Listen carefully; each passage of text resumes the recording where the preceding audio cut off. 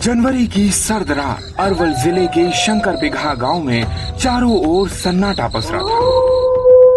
तभी लाठी डंडे बंदूक लिए रणवीर सेना ने हमला कर दिया। कुछ ही मिनटों में गांव में लाशों का ढेर लग गया।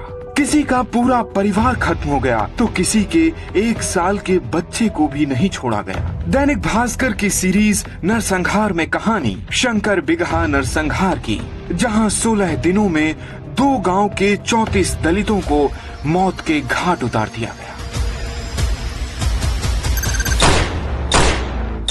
25 जनवरी 1999 देश 50वां गणतंत्र दिवस मनाने की तैयारी कर रहा था। कुछ देर पहले ही राष्ट्रपति ने अपने संबोधन में दलितों पर अत्याचार रोकने की बात कही थी, लेकिन घड़ी में जैसे ही रात के 10:30 बजे शंकर बिगहा में रहने वाले दलित परिवारों में दहशत भरी चीख पुकार मच गई। 110 घरों वाले इस गांव में करीब 100 घर दलितों के थे, जिन्हें यहाँ मजदूरी करने के लिए बसाया गया था। न किसी के पास पक्का घर था, न ही खेती के लिए जमीन। हमलावर रणवीर बाबा की जय के नारे लगाते हुए गांव में घुसे। वहीं पास में भैरव राजवंशी का घर था। उन्होंने नारों की आवाज सुनी और चिल्लाते हुए कहा, अरे बचवा, सबको लेकर भागो, रणवीर सेना वाले आ गए हैं। भैरव राजवंशी तो भाग गए, लेकिन बाकी लोग अंदर फंस गए।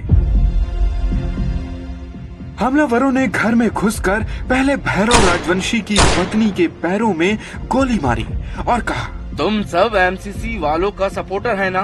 आज गांव में कौनू बचेगा नहीं, एक एक आदमी को उड़ा देंगे। फिर उनके दोनों बच्चों को उनकी आंखों के सामने गोलियों से छलनी कर दिया।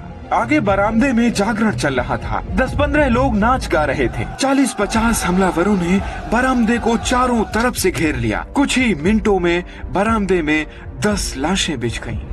इस भीषण गोलीबारी के बीच रात करीब 11 बजे हमलावर ये कहते हुए भाग गए कि एमसीसी वाले आ रहे हैं। हमलावरों के जाते ही भैरव राजवंशी अपने घर लौटे और अंदर का मंजर देख चीख चीख कर रोने लगे। एक कमरे में पड़ी थी उनकी पत्नी और बड़े बेटे की खून से सनी लाश। दूसरे कमरे में उनके 2 छोटे भाइयों और छोटे बेटे की लाश।